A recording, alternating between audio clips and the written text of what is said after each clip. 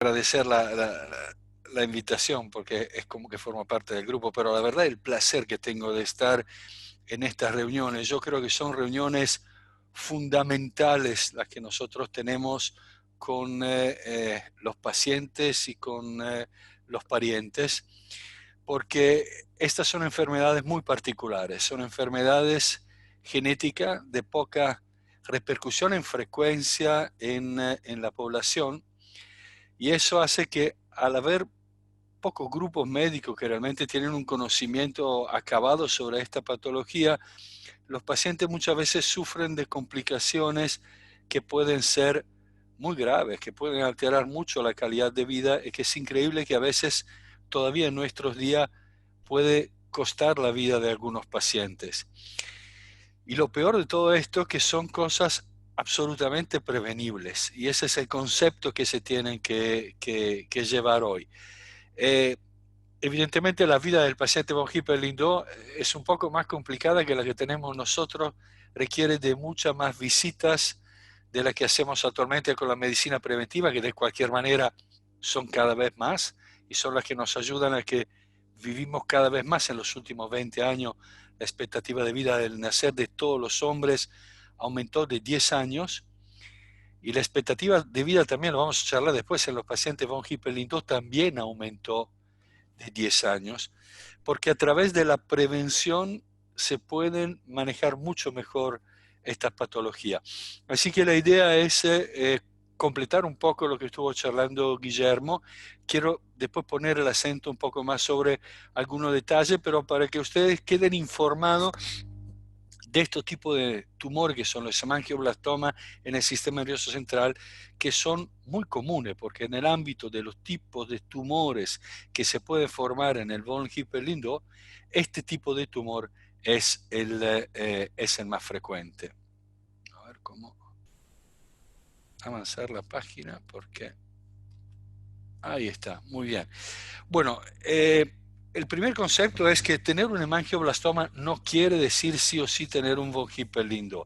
De hecho, como dijo muy bien Guillermo anteriormente, hay un grupo de pacientes que tienen un solo hemangioblastoma en el sistema nervioso central y son llamados esporádicos. Tuvieron un cambio en los mismos cromosomas donde tienen la enfermedad los pacientes von Hippel-Lindau, en este caso en los dos, y tienen un solo hemangioblastoma.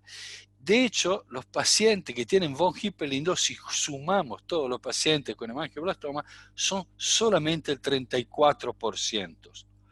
Cuando tengo que pensar en von Hippel-Lindau, si un paciente mío tiene un hemangioblastoma, es cuando tenga o una historia familiar, evidentemente familiar de primer grado de von Hippel-Lindau, o tenga otro hemangioblastoma en el sistema nervioso central, o tenga otro tumor visceral característico, que son los tumores que estuvimos viendo, que van a ver en el próximo miércoles a nivel de los riñones, a nivel de las suprarrenales, a nivel del páncreas y distintos tipos de lesiones.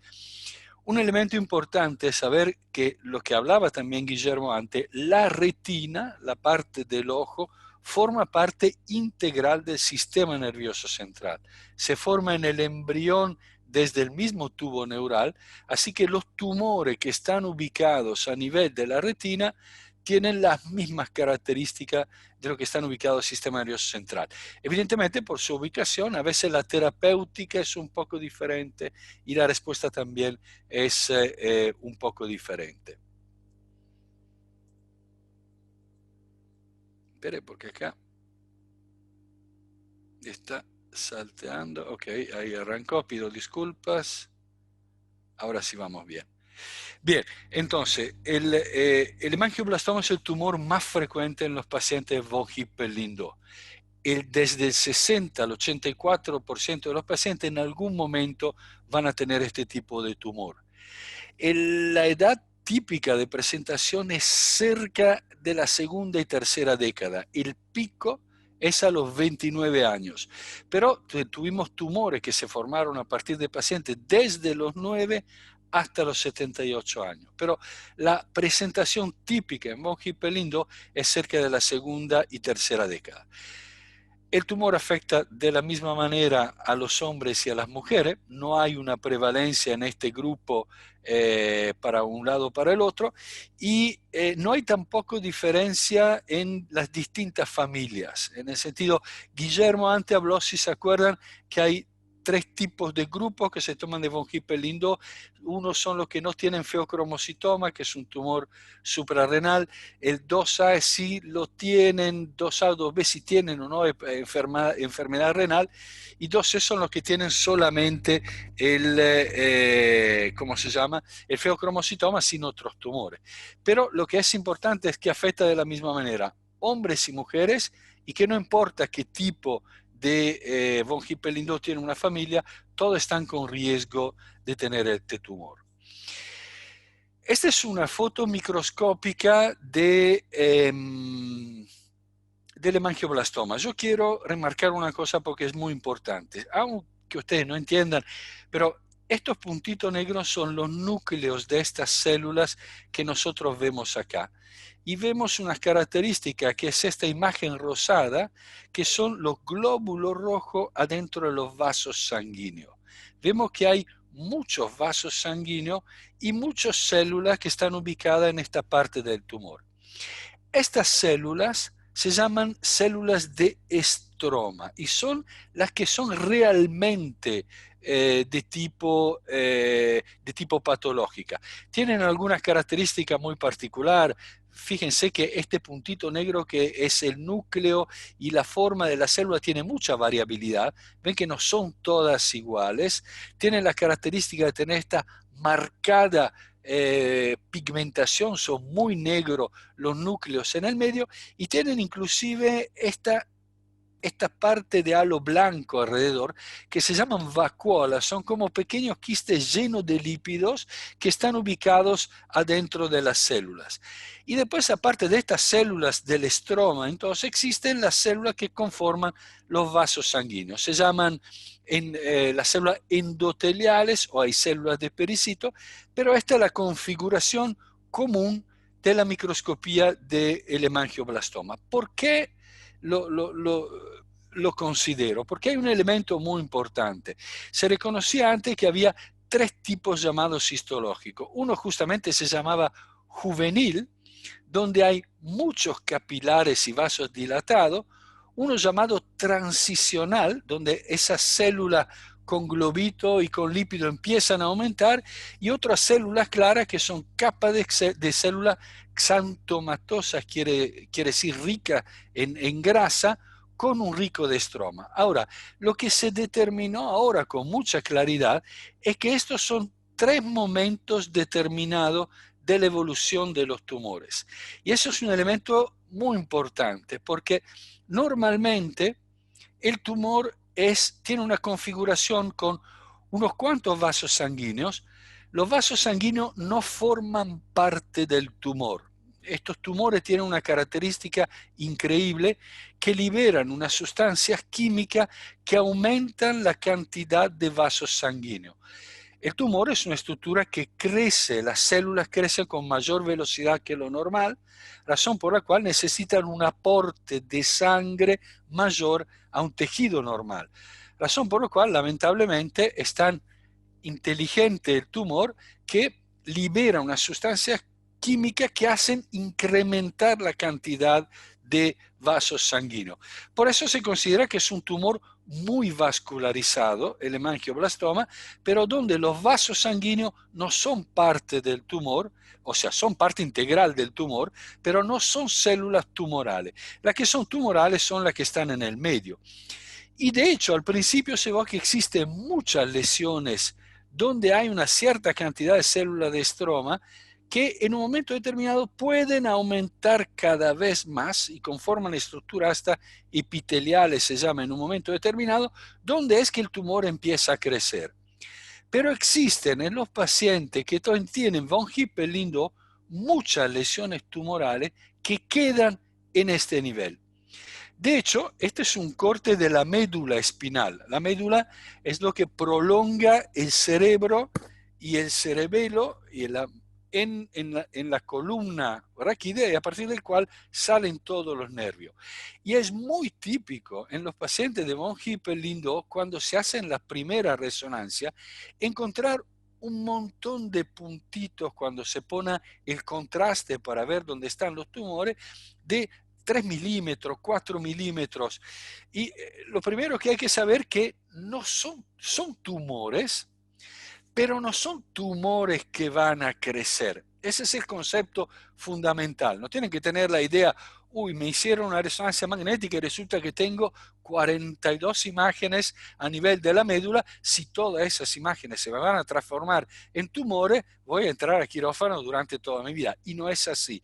La gran mayoría de esas imágenes van a quedar estables y solamente algunas de ellas van a crecer. Eso como concepto importante. Una vez que crecen, los tumores tienen una característica particular. En primera instancia, el hemangioblastoma es un tumor benigno.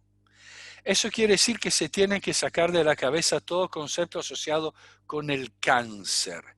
El cáncer es una enfermedad sistémica que afecta a todo el cuerpo, porque un tumor desde una ubicación determinada manda células a otro lado del cuerpo y forman las metástasis.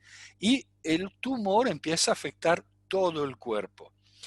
El hemangioblastoma, gracias a Dios, no hace metástasis. El único momento en donde puede hacer que alguna célula se escape y se vaya a impactar en otro lado es durante una cirugía. Bien, acá lo dice, salvo en caso de siembra postoperatoria por el líquido cefalorraquídeo.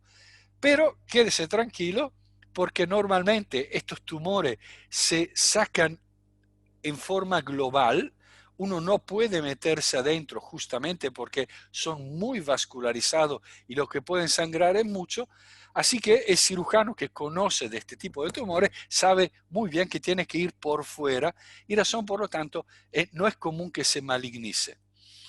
Entonces son tumores que no se malignizan, tienen un crecimiento bastante bien definido, no es que en algún momento puede empezar a comportarse muy diferente y transformarse en algo maligno, ¿bien? Y que tienen una ubicación muy bien determinada. Guillermo lo dijo antes, no están en todo el sistema nervioso central, de hecho, casi no hay a nivel cerebral.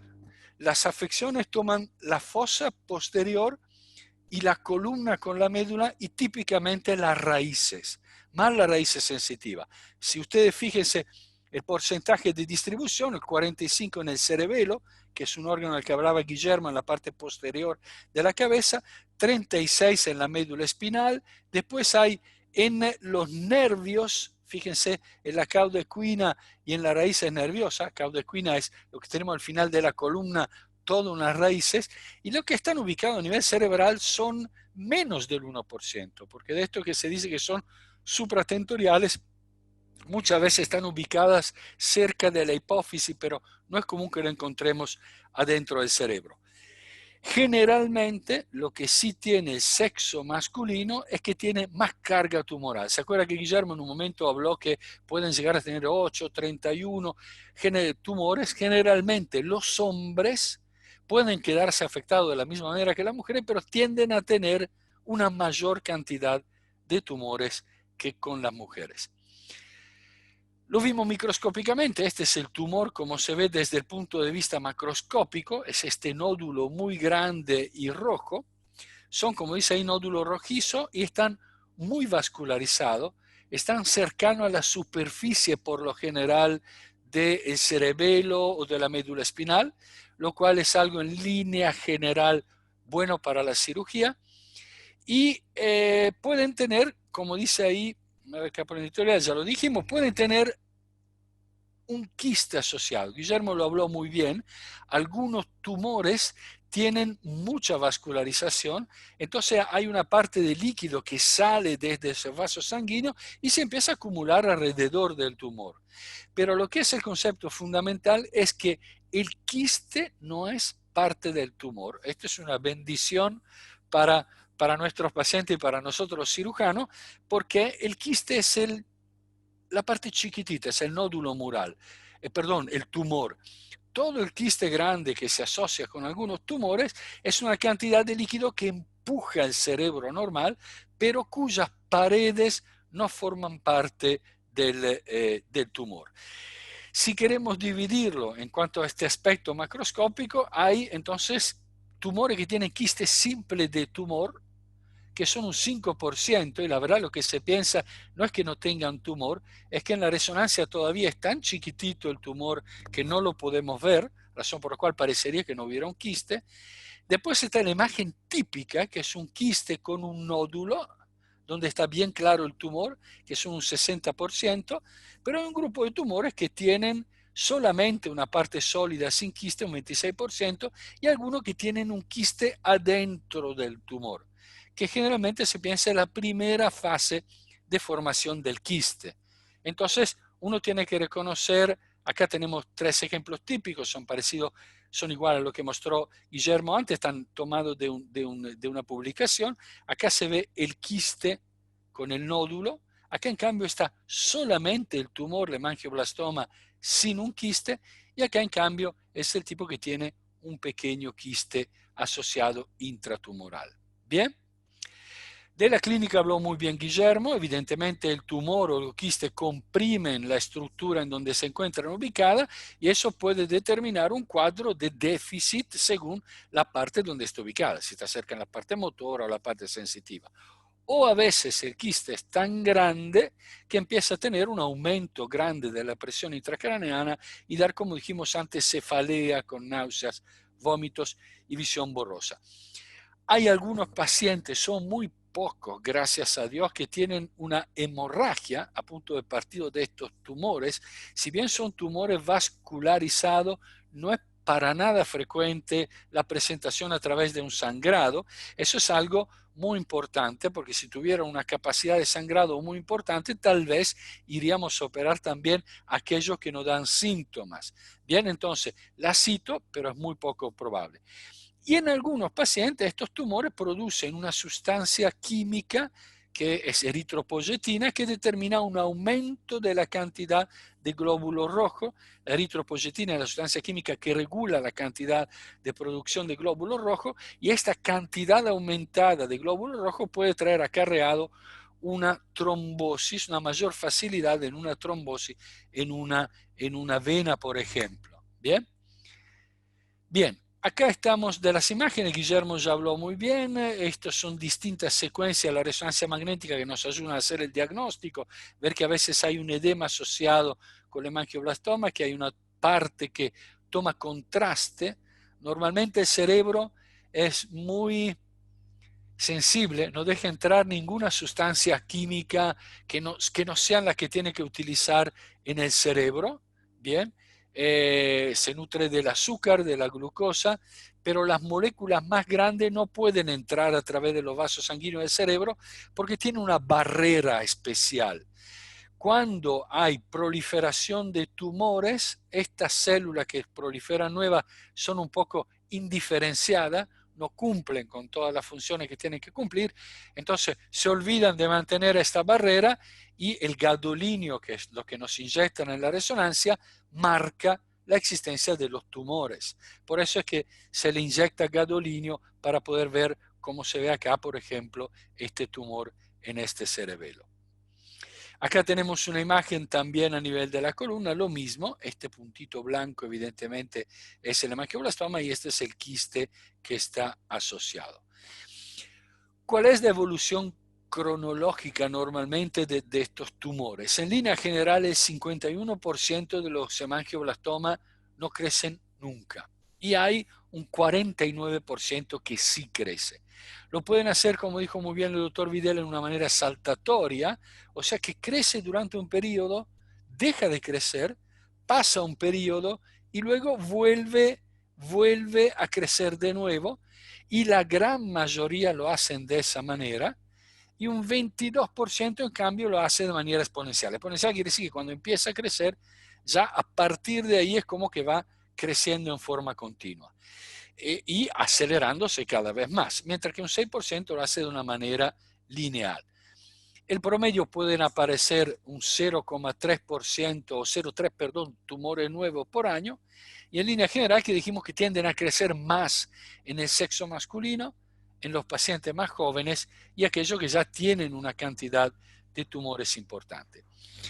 Uno de los elementos que es muy importante es ver la velocidad de crecimiento, porque la velocidad de crecimiento es lo que va a definir con qué frecuencia nosotros tenemos que seguir los pacientes. De hecho, hasta 2017 había una serie de publicaciones donde decían que los pacientes von Hippel-Lindau tenían que hacer su estudio de resonancia magnética de control de toda la parte del sistema nervioso central una vez cada 2 años. Pero este es un artículo muy interesante que se publicó en el 2003, donde siguieron durante un periodo de 4 años 28 tumores en 8 pacientes, de los cuales 14 eran quísticos y 14 sólidos. Se hizo para tratar de entender cómo poder seguir estos tumores.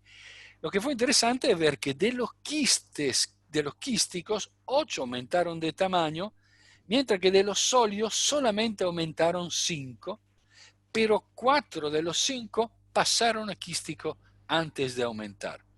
Entonces, como dijo muy bien Guillermo, los quísticos aumentan mucho más rápido, pero generalmente el primer cambio es hacia la parte quística. Y si vemos acá, este es un paciente que tenía esta lesión inicialmente sin quistes, 17 meses después forma un quiste, a los 21 estaba un poquitito más grande, a los 29 empezó a aumentar después la lesión tumoral, después que aumentó el quiste.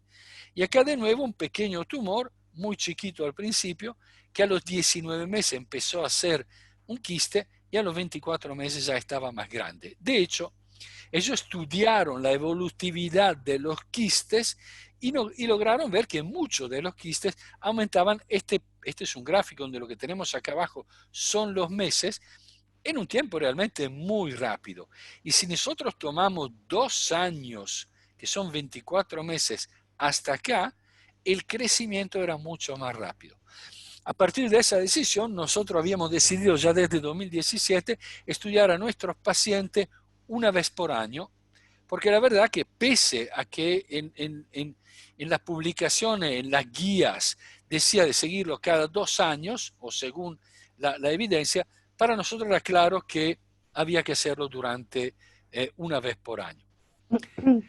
¿Cuál es el tratamiento ahora en 2020? La idea con los pacientes de mangioblastoma sería tratar, primero de todo, de bajar al mínimo los daños que puede determinar una cirugía y evidentemente disminuir al mínimo la cantidad de cirugía. Porque si bien yo vi que había unos cuantos pacientes que estuvieron con nosotros para el tratamiento, toco madera, no es común en manos de un equipo que conoce la patología de cerca que haya una complicación grave. Toco madera, en nuestra serie hasta ahora no se nos complicó nadie, salvo alguien que a priori sabíamos que para tener un resultado hubiéramos tenido que tener alguna complicación, ahora se lo voy a mostrar, pero en todos los pacientes que se operaron, gracias a Dios, las cosas anduvieron muy bien. Lo mejor de todo, evidentemente, sería tener una medicación, un tratamiento sistémico, algo que nosotros pudiéramos dar por boca y pudiera controlar los hemangioblastomas. Cerrábamos nuestra reunión con los parientes en 2017 hablando de nuevas evidencias que había sobre los teotride, era una medicación. Aparecieron de nuevo otros medicamentos como el propanolol que se empezó a utilizar hasta 2018 y muchos medicamentos que son antiangiogénicos, o sea que actúan directamente sobre la formación de los vasos sanguíneos bloqueándola, porque si hay poca cantidad de sangre que llega, el tumor puede crecer menos. Pero este año se publicó este artículo muy interesante donde se revisaron todas las nuevas terapias que se están utilizando entre un grupo de Alemania, de Bélgica, gente muy conocedora de todo el tema y de Estados Unidos, y la verdad que pusieron en estudio toda la serie de estos, el pazopanib, sunitinib, ya habrán escuchado de estos tipos de antiangiogénicos, y la verdad que no hay ninguno que sale todavía del de una prueba para poder definir, porque no hay ninguno que haya comprobado realmente que sea realmente efectivo como tratamiento primario. Otra posibilidad era utilizar la radiocirugía. Tenemos un muy buen aparato que es el que se ve en el hospital. Si nosotros pudiéramos con las radiaciones quemar los tumores de nuestros pacientes sin necesidad de que el doctor Bacanelli vaya a buscarlo digamos, abriendo la cabeza, como se dice en el jergo, hubiera sido mucho más fácil. Pero hubo muchos seguimientos y salieron a lo largo de los últimos 3 años unas evidencias muy importantes. Estos son trabajos, se llama de metaanálisis y de revisión sistemática, donde unos especialistas buscan todo lo que está escrito en la literatura y buscan para ver si realmente existe una evidencia, ¿sí? Todo lo que se publica en el mundo es analizado de forma muy cierta y la verdad que ni la radiocirugía a nivel espinal y tampoco a nivel cerebral logra realmente resolver el problema. Entonces solamente se utiliza en casos muy bien definidos. Entonces, para los medicamentos no hay un tratamiento sistémico actual en 2020 que esté comprobado como para poder utilizarlo. La radiocirugía podría servir cuando son lesiones no quirúrgicas, en las cuales no hay otra manera de tratarlo, pero hay que tener claramente la idea que eso no se logra controlar el crecimiento con la radiocirugía. Por lo tanto, el estándar care, como dicen los americanos, o sea, el cuidado estándar para esta lesión en estos días sigue siendo la resección microquirúrgica. Cuando se reseca, cuando se ponen sintomáticos o en nuestro grupo, cuando empiezan a tener crecimiento acelerado que pone en riesgo estructuras elocuentes. ¿Por qué esta pequeña diferencia? Porque en línea general la cirugía conlleva un riesgo. Entonces, si ya el paciente tiene un síntoma es que lo está afectando neurológicamente, ahí estaría justificado. Pero la verdad, nosotros tenemos pacientes donde en el control, y algunos de ustedes lo saben porque tuvieron cirugía justamente basado en este seguimiento, la estructura está creciendo desde 8 milímetros a 1 centímetro y medio, 2 centímetros, 2 centímetros punto 8, y yo no voy a esperar que llegue a 4.5, por más que algunos de ellos tengan un crecimiento saltatorio. Si yo sé que por dónde está ubicada la lesión, yo la puedo sacar con un riesgo bajo para el paciente. Yo vi algunos apellidos por ahí, algunos de ustedes han sido tratados sin ser sintomáticos, anduvieron todo muy bien porque estaba creciendo, algunos de ustedes están en control y no lo estamos tratando porque evidentemente el hemangioblastoma está en un lugar un poquito más riesgoso, un poquito bastante más riesgoso. Evidentemente, previo a la cirugía, siempre hay que descartar que no haya un tumor asociado. De eso se encarga Valeria a nivel de un feocromocitoma, porque puede determinar algún cambio quirúrgico muy importante. Y otro elemento fundamental que a veces en algunos cirujanos que por ahí no están muy congeniados, no conocen de cerca la patología, no está indicada la evacuación de quistes. O sea, no es que yo tenga una lesión quística y la lesión, como dijo Guillermo antes, es sintomática por el quiste, yo evacúo el quiste, pero dejo el tumor porque la cirugía es riesgosa. No está indicado. Yo tengo que ir y sacar el tumor, y al sacar el tumor, el quiste se resuelve en forma completa. ¿Qué cambió en los últimos 2 años para nosotros? Que empezamos a utilizar un tratamiento multimodal que la verdad lo tenemos que publicar, no está muy utilizado a nivel mundial, pero lo empezamos a utilizar gracias a tener un equipo de endovascular. Este es nuestro quirófano, donde con un brazo robótico hay 3 de estos aparatos en toda América Latina, donde nuestros cirujanos endovasculares pueden embolizar el hemangioblastoma, que tiene mucho componente vascular para poder operarlo. Vamos a hacer un ejemplo. Esta es una paciente de nuestro grupo que vino derivada del interior del país porque un cirujano había tratado de operarla y tuvo sangrado muy importante. El hemangioblastoma es uno de los tumores más vascularizados. Yo hago cirugía vascular también, razón por la cual tengo bastante manejo con los vasos sanguíneos, pero para alguien que no está acostumbrado a hacer cirugía vascular, entrar y ver el nivel de sangrado que puede tener una de estas patologías, si uno no la reconoce y trata de abordarla directamente para operarlo, da mucho miedo. Entonces a veces corre riesgo la vida del paciente, y cuando vino derivado en el hospital era una lesión realmente muy grande y dificultaba el hecho de poder pasar por arriba o por costado, porque solamente con tocar este tumor puede sangrar realmente mucho. Entonces lo que pensamos en esta paciente fue hacer una angiografía digital. Fíjese, esta estructura, este globo que tenemos acá es la parte del hemangioblastoma, y se tomó la decisión de tapar la arteria. El problema es que no hay una arteria grande que entra al hemangioblastoma, es una arteria chiquita que se divide en muchas ramitas pequeñas.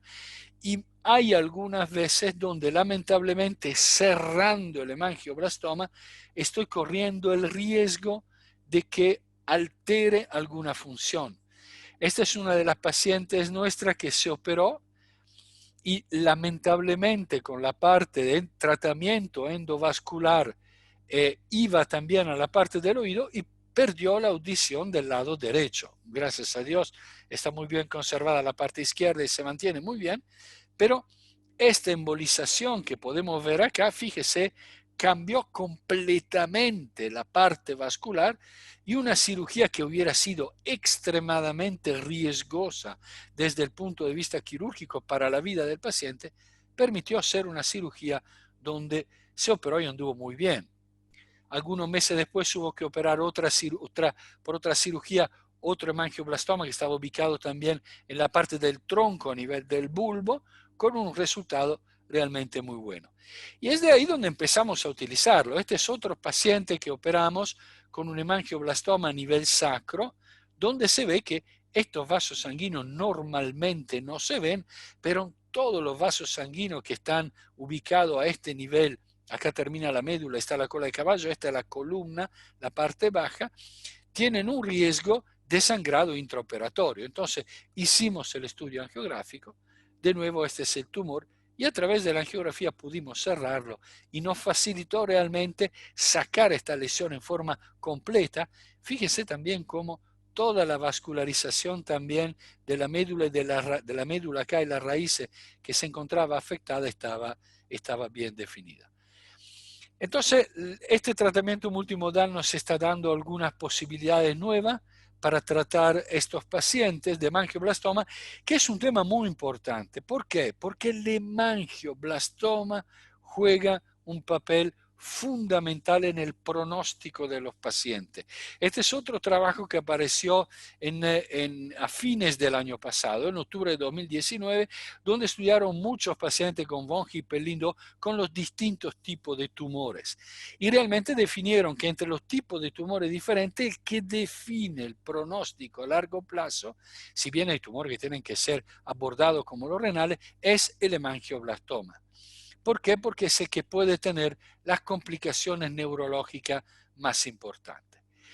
¿Cuál es el screening de los pacientes? Guillermo ya habló algo antes. La primera resonancia convendría hacerlo, y esto es de las últimas publicaciones, yo le diría a los 12 años de edad. Guillermo habló a partir de los 8, es un tema todavía en discusión. Hay grupo, para nuestro grupo antes era a partir de los 10 años.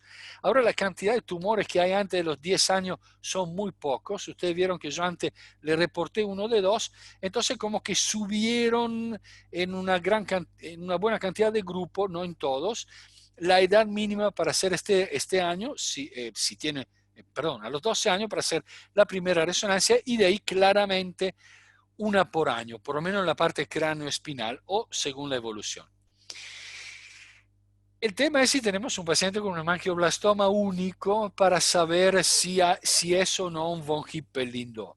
Lo importante, lo dijo Guillermo antes, es hacer el estudio genético. Hacer el estudio genético es fundamental porque cuanto antes nosotros podamos definir que es un von Hippel-Lindau, mejor va a ser la prevención, mejor va a ser el resultado final, mejor va a ser la calidad de vida y el tiempo de sobrevida. Hay algunos lugares donde es muy complicado poder hacer la mutación, el estudio genético, entonces en ese caso uno puede tomar en cuenta la edad y ir a estudiar solamente, si es un estudio caro, los menores de 50 años, porque como dijo muy bien el doctor Videla antes, se necesitan 2 genes, para lo cual los pacientes que tienen hemangioma esporádico son más grandes. Generalmente en estos pacientes se hace la primera resonancia en el momento 0, la segunda a los 3 meses después, la otra a los 6 después de esa tercera y después 1 año anualmente. Una consideración muy importante y particular es el tema de las lesiones cerebrales y el embarazo. Está absolutamente caracterizado y se sabe que son patologías, estos tumores a riesgo de crecimiento durante el embarazo. Se puede embarazar perfectamente, no hay ningún problema, no es un factor limitante para tener hijos, pero bueno, tienen que saber que pueden tener la posibilidad de tener chicos con la enfermedad y durante el embarazo van a tener controles seriados oftalmológicos, ya van a hablar de esto, una resonancia magnética sin contraste para ver los quistes a los 4 meses y el parto tiene que ser por cesárea por la posibilidad de hipertensión craneana. Bien, quiero entonces volver a remarcar lo importante de la prevención. Bien, yo estoy convencido que las complicaciones que tienen los pacientes porque no hacen prevención y muchas veces porque tienen miedo. Es absolutamente normal tener miedo a algún tipo de patología, algún tipo de complicación, pero el miedo es hijo de la falta de conocimiento. Por eso yo creo que tener pacientes informados, y yo creo que nuestros pacientes lo viven en persona, porque siempre tratamos de que estén absolutamente informados de todo lo que hay que hacer, porque la prevención es lo que cambia claramente la evolución de esta enfermedad y permite prevenir las complicaciones antes que aparezcan. Muchísimas gracias.